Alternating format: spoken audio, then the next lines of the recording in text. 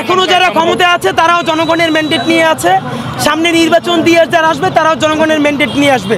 আমাদের কথা হলো কে নির্বাচনে আসলো, নির্বাচনে পরে আসলো, এটা সেকেন্ডারি আলাপ, প্রাইমারি আলাপ বিচার।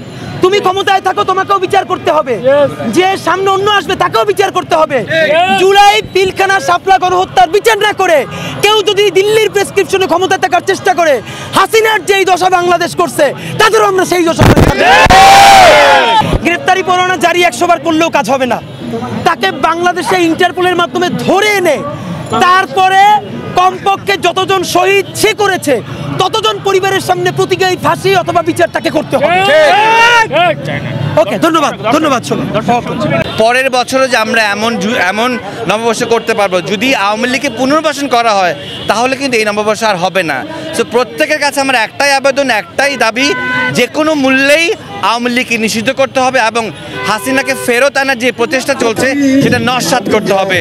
বাংলাদেশের মানুষ সুখে থাকুক, শান্তিতে থাকুক, এই নববর্ষে 1432-এ এটাই আমার কামনা।